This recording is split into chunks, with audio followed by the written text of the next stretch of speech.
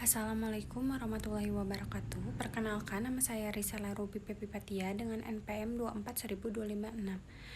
Pada kesempatan kali ini, saya akan menjelaskan mengenai hubungan hukum dan masyarakat dalam kajian sosiologi hukum. Saya akan menjelaskan apa itu transisi hukum.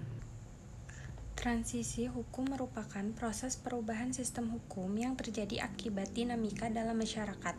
Dalam kajian sosiologi hukum tidak dipandang sebagai sesuatu yang statis, melainkan sebagai bagian dari sistem sosial yang selalu berkembang mengikuti perubahan zaman. Perubahan tersebut dapat dipengaruhi oleh berbagai faktor, seperti perkembangan teknologi, perubahan nilai sosial, globalisasi, serta dinamika politik dan ekonomi. Transisi hukum dapat terjadi secara bertahap maupun secara cepat. Dengan demikian, hukum harus mampu menyesuaikan diri agar tetap relevan dan efektif dalam mengatur kehidupan masyarakat. Konsep dasar transisi hukum terjadi ketika aturan atau norma yang berlaku sudah tidak lagi sesuai dengan kondisi masyarakat.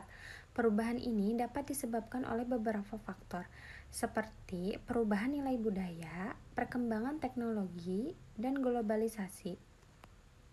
Hubungan hukum dan masyarakat. Yang pertama, hubungan timbal balik resiprokal. Hukum dan masyarakat memiliki hubungan yang saling mempengaruhi.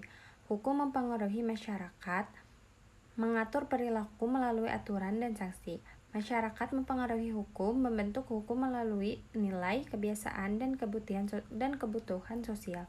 Artinya, hukum tidak bisa berdiri sendiri tanpa masyarakat. Yang kedua yaitu, hukum sebagai alat pengendalian sosial. Hukum berfungsi untuk menjaga ketertiban dalam masyarakat. Contohnya yaitu, hukum pidana mengatur tindakan kejahatan agar masyarakat tertib.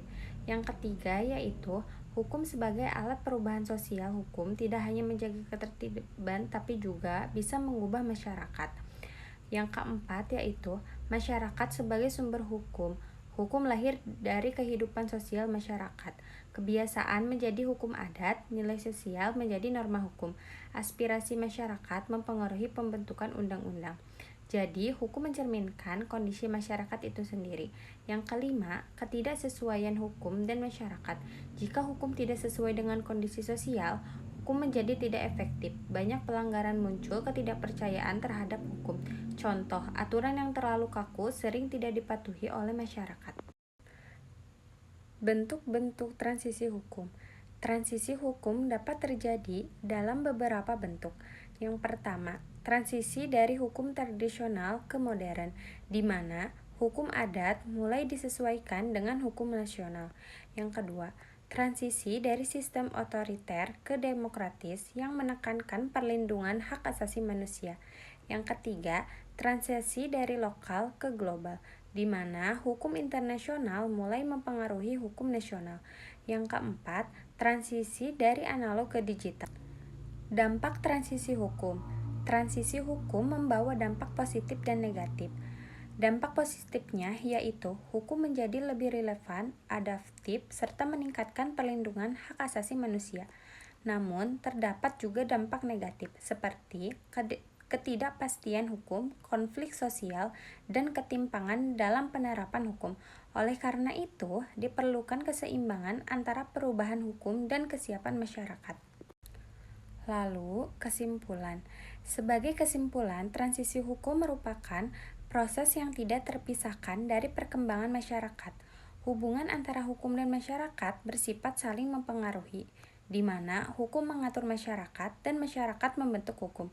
Oleh karena itu, hukum yang baik adalah hukum yang mampu menyesuaikan diri dengan perubahan sosial serta mencerminkan nilai-nilai yang hidup dalam masyarakat. Sekian presentasi dari saya. Terima kasih. Wassalamualaikum warahmatullahi wabarakatuh.